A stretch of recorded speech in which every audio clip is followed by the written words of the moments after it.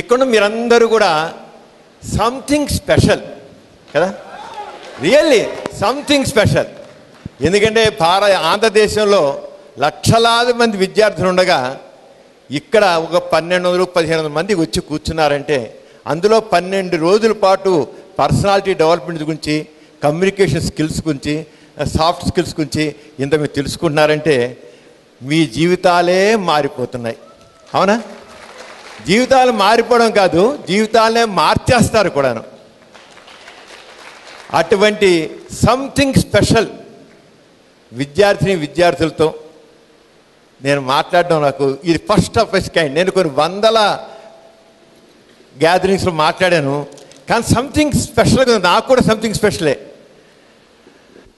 శ్రీశ్రీ అంటాడు, కొంతమంది కుర్రవాళ్ళు పుట్టుకతో వృద్ధులు, పేర్లకి పకేళ్ళకి నిబద్ధులు, తాతగారి బామ్మగారి మాటలకు దాసులు, నేటి నిజం చూడలేని కీటక సన్యాసులు అంటాడు.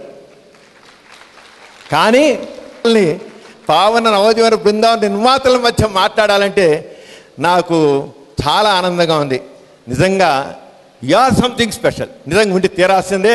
గంప నాగేశ్వరరావు, ఎండమూరి వీరేంద్రనాథ్ గారు ఈ 12 రోజులు చేపట్టిన ఈ ఎఫర్ట్ తప్పకుండా మిమ్మల్ని ఒక రత్నాలుగా తయారు చేయాలి, సంథింగ్ ఈ సమాజానికి ఉపయోగపడి చేయాలి. మరి ఇక్కడ కూర్చొని చాలా చూస్తే మీ బ్యాక్గ్రౌండ్ తీసుకున్నట్టయితే 80% మీ అమ్మలు నాన్నలు పెద్ద చదువుకున్నాడు అయ్యి ఉండరు. పెద్ద ఎకనామిక్ బ్యాక్గ్రౌండ్ కాదు, దాచుకున్నవాళ్ళు దాచుకున్న మనుషులు కానే కాదు. దాచుకుని మేడలు కట్టి కారులో తిరుగుతూ ఎంతో చేసిన వ్యక్తులు మనకు కాదు. ఒక ఆవేదన, నేను మారాలి, ఈ సమాజాన్ని మార్చాలి, నేను బాగుపడాలి, తక్కినవాడు బాగుపడాలి అనే ఒక తపనతో ఉన్న వ్యక్తులు మీరు. అటువంటి దానికి చాలామంది మీలో ఒక 2-3 జతల కంటే ఎక్కువ బట్టలు ఉండవు. నేను ఖచ్చితంగా చెబుతాను ఎలాంటి బ్యాక్గ్రౌండ్స్ వచ్చాను, ఎందుకంటే నేను అలాంటి బ్యాక్గ్రౌండ్స్ వచ్చాను అని కనుక. మన అనుభవాలు మనల్ని తీర్చిదిద్దుతాయి. మా నాన్నగారు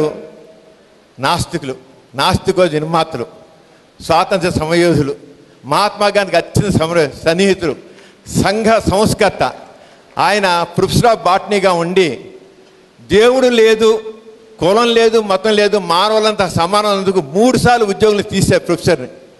చివరికి ఉద్యోగాన్ని నేనే రాజీనామా రాజీనామా చేసి బయటకు వచ్చారు. సర్వస్వం త్యాగం చేసి ఈ సమాజమే పోషణ నాన్నగారు తన పిల్లలను వేసుకుని ఒక పల్లెటూరులో ఒక విద్యాలయాన్ని పెట్టి చేశారు. అలాంటి సమయంలో మా నాన్నగారు ఉద్యోగం మానేసినప్పుడు కటిక దారిద్ర్యంతో పల్లెటూరు వచ్చిన సమయంలో నేను పుట్టాను. అప్పుడు రెండో ప్రపంచ యుద్ధం జరుగుతుంది. 1939 జూలై 30th నేను పుట్టాను. నాకు సమరం అని పేరు పెట్టారు. మాకు కులం ఏంటో తెలియదు, నాకు కులం అంటే ఏంటో తెలియదు, మతం అంటే ఏంటో తెలియదు, ఏమీ తెలియదు. చాలా మా నాన్నగారి దగ్గర చిల్లు కానీ లేదు. కట్టుబట్టలతో మా అమ్మ నాన్నగారు వచ్చి జనం మధ్య ఉండి సమాజం కోసం కృషి చేశారు. సమాజమే వాళ్ళని పెంచింది, ఆ రంగం మమ్మల్ని అందరూ పెంచింది. నేను ప్రెస్లో పనిచేసుకుంటూ ఒక కంపోజింగ్ చేసుకుంటూ మెట్రికులేషన్కి వెళ్ళాను. మెట్రికులేషన్ వెళ్ళి పరీక్ష రాస్తే రిజల్ట్స్ వస్తే మా మాస్టర్ తీసుకొచ్చి ఆ పేపర్ పడేసి సమరం చూడు రిజల్ట్స్ ఉన్నాయన్నారు. నేను 3rd క్లాస్లో పాస్ అవుతాను అనుకుని చూశాను, నా నెంబర్ లేదు, తప్పని అనుకున్నాను, ఊరుకున్నాను. కొద్దిసేపు మళ్ళీ మా మాస్టర్ వచ్చి చూసావా అన్నారు. చూడలేదండి, అంతే తప్పాను కదా, నీకేం చేస్తాను, వెళ్ళాను అంతే, నేను చదవలే కదా అన్నాను. నా నెంబర్ 1st క్లాస్లో ఉంది. నాకు యూనివర్సిటీ 6th ర్యాంక్ వచ్చింది. యూనివర్సిటీ 6th ర్యాంక్ వచ్చిన నేను లయోలా కాలేజీలో పియూసీకి అప్లై చేశాను. కులం ఆయన కాలం దగ్గర లేదు అని రాశాను, మతం ఆయన కాలం దగ్గర లేదు అని రాశాను. లయోలా కాలేజీ వాళ్ళు నీకు కులం లేకపోతే ఎలా అది ఉండదు, కులం లేకుండా పుడతారా, మతం లేకుండా ఎవరైనా పుడతాడు అసలు, అంచేత నువ్వు కులం మతం రాస్తే సీట్ ఇవ్వు, నీకు ఎంత యూనివర్సిటీ రాకొచ్చినా నేను ఇచ్చేది లేదు అన్నారు. నీవు ఇవ్వకపోయినా సరే నాలో ఎదిగేటువంటి సాహసం ఉంది, పట్టుదల ఉంది, నేను ఎదిగి చూపిస్తానన్నాను. తర్వాత SRR college Vijayawada SRR college, ఆ ఎస్ఆర్ఆర్ కాలేజీలో గవర్నమెంట్ కాలేజీలో నాకు ఇవ్వలేదు వాడు. ఆ సమయంలో మా నాన్నగారు యూనివర్సిటీ గ్రాంట్స్ కమిషన్కి లెటర్ రాశారు. సెక్యులర్ స్టేట్లో కులం ఉండడం మొత్తం ఒక వ్యక్తిగత విషయం, ఎవరు దాన్ని అడగడానికి వీలు లేదు. అంచేది యూనివర్సిటీ గ్రాంట్స్ పుచ్చుకుంటూ ఒక కాలేజీ వాళ్ళు కులం మొత్తం రాయన సీటు ఉన్నందుకు ఈ ఫండ్స్ గ్రాంట్స్ని రద్దు చేయాలని పెడితే వెంటనే వాళ్ళు లయలకి రాశారు, మీకు వైనాడు రద్దు చేయకూడదు మీరు గ్రాంట్స్ అని. వాళ్ళు మాకేం తెలియదండి, మేము అసలు అడగలేదండి అని తప్పించుకున్నారు.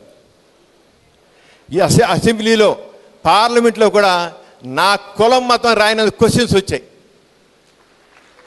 మనం నిలబడితే ఒక విషయాన్ని నిలబడితే తప్పకుండా సాధిస్తాం. తర్వాత పాస్ అయ్యాను, పీయూసీ పాస్ అయ్యాను, తర్వాత మెడికల్ సీటు సంపాదించాను, అంత అయింది వేరే విషయం. ఎందరో డాక్టర్లు ఉన్నారు, చాలామంది డాక్టర్లు ఉన్నారు. డాక్టర్లు ఉన్న ఇండియన్ మెడికల్ అసోసియేషను, అది దాదాపు మోర్ దాన్ 2 lakhs మెంబర్స్ ఉంటారు. మోడర్న్ మెడిసిన్ అంటే ఎంబీబీఎస్, ఎండి, ఎంసీహెచ్ ఉన్నారా, ఇది వీళ్ళందరి యొక్క సంబంధించిన ఎంబీ అసోసియేషన్. దానికి నేను జాతీయ అధ్యక్షునిగా ఏకగ్రీవంగా ఎలక్ట్ అయ్యాను. నాకు తెలిసినట్టుగా నాకు ముందు నాకు తర్వాత ఎవరు ఎక్కలేదు ఏకగ్రీవంగా. కనీసం ఆ ఎలక్షన్లో నెగ్గాలంటే 2-3 కోట్ల రూపాయలు ఖర్చు పెట్టాలి. అలాంటిది నేను నామినేషన్ వేస్తే నాతో పాటు ఇంకో 15 మంది నామినేషన్ వేసారు, దేశం మొత్తం వేసారు. సమరం వేసేది తిరిగానే తక్కినందుకు విత్తురు, నేను అడగలేవారు, నేను విత్తురు అయిపోయారు. ఎందుకని అంత సమరం డబ్బా కొట్టుకోవడం కాదు ఇక్కడ చెప్పేది. మనిషికి పట్టుదల ఉంటే దేనైనా సాధిస్తాం. ఆ పట్టుదల కావాలి. మన రంగంలో మనం తప్పకుండా మన ప్రత్యేకతను చూపించుకోవాలి. మరి మనం చదువుకుంటున్నాం, మన చదువు యొక్క విలువ కేవలం అక్షర జ్ఞానం కాదండి. అక్షర జ్ఞానం ప్రతివాడు నేర్చుకుంటాడు. అక్షర జ్ఞానం పాటు మనకి మానవత్వం కావాలి. మనం మనసున్న మనుషులుగా ఎదగాలి. ఈ రోజున చూస్తున్నాను, ప్రతి వాళ్ళు ఇంజనీరింగ్ కానివ్వండి, మెడిసిన్ కానివ్వండి, వాళ్ళ కెరీర్ డెవలప్మెంట్, నేను ఏం చేస్తాను, నేను ఎంత పైకి వెళ్తాను, ఎంత చదువుతాను, ఎంత సంపాదిస్తాను. అందులో కూడా ఈ సాఫ్ట్వేర్ ఇంజనీర్స్ వచ్చిన తర్వాత ప్రతి వాళ్ళు బీటెక్ అయిపోగానే నాకు ఎంత 35,000 వస్తున్నా, 50,000 వస్తున్నా, 1,00,000 వస్తున్నా, 1,50,000 వస్తున్నా, ఇదే నా పక్కవాడికి ఎంత వస్తుంది, ఇదే. తన వరకు ఆలోచిస్తున్నాడు, తన కెరీర్ గురించి ఆలోచిస్తున్నాడు, పక్కవాడి గురించి ఆలోచించడం లేదు. ముందు మిమ్మల్ని చదివించిన తల్లిదండ్రుల గురించి ఆలోచించండి, మీ ఊరు గురించి ఆలోచించండి, మీ సమాజం గురించి ఆలోచించండి. అది ఈ రోజున చదువుకున్న వాళ్ళలో ప్రధానంగా వచ్చిన పెద్ద లోపం. దాన్ని నేను చెప్పాల్సుకున్నాను. నేను ఎంబీబీఎస్ చదవగానే ఈసీఎఫ్ ఎంజీ ఉండేది అమెరికా వెళ్ళడానికి. నేను ఈసీఎఫ్ ఎంజీ ఎగ్జామినేషన్కి నేను మన ముగ్గురు చాలా గట్టిగా చదివాం. చివరికి అప్లికేషన్ మీద తెప్పించాం. నేను రాసే తప్పును వేసేవాడిని. నేను అప్లికేషన్ తెప్పించి నేను ఈసీఎఫ్ చెప్పేసి అయితే ఇంత చదువు చెప్పిన నా దేశం నేను వదులుకుని అమెరికా వైపు కూర్చుంటాను కదా అని అప్లికేషన్ నింపకుండా ఊరుకున్నాను.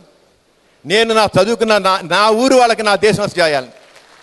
నిజంగా నేను ఇక ఉన్నందుకు నేను చాలా చేశాను, చాలా చదువుకున్న సమాజం తోడ్పడుతూ వచ్చాను. అంచేత ప్రతి ఒక్కళ్ళం కూడా నాకు తన అభివృద్ధే కాకుండా పక్కవాడి గురించి, తన జాతి గురించి, తన దేశం గురించే చూసుకోవాల్సిన ఆలోచన అవసరం ఎంతైనా ఉంది.